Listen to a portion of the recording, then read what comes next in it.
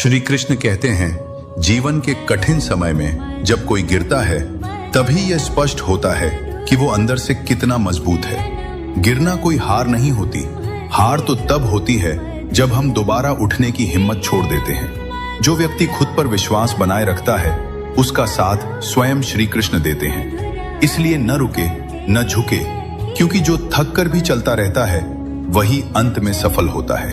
जो झुकना जानता है वही वास्तव में ऊंचा उठता है, क्योंकि अहंकार से भरा हुआ व्यक्ति दिख सकता है बड़ा, पर विनम्र व्यक्ति बनता है महान। विनम्रता कोई कमजोरी नहीं, यह आत्मा की सबसे ऊंची अवस्था है।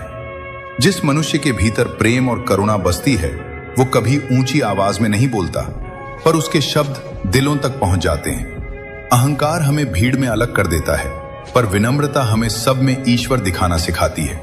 जब व्यक्ति अहंकार से मुक्त होता है तभी ईश्वर उसके भीतर प्रकट होता है।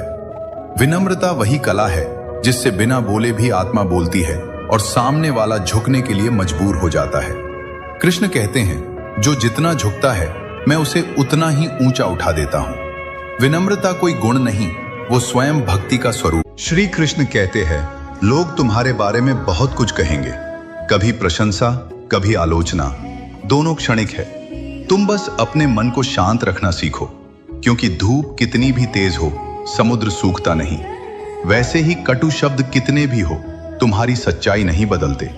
प्रतिक्रिया देना आसान है, शांत रहना कठिन, पर वही शक्ति है। जिसने मन जीत लिया संसार उसे हरा नहीं सकता। क्रोध में लिया निर्णय हमेशा पछतावा देता है और शांति में लिया निर्णय हमेशा सही दिशा दिखाता है। इसीलिए पहले मन को शांत करो, फिर कदम बढ़ाओ। दुनिया का शोर बाहर है, उसे भीतर मत आने दो। याद रखो, जो भीतर से स्थिर है उसे कोई हिला नहीं सकता।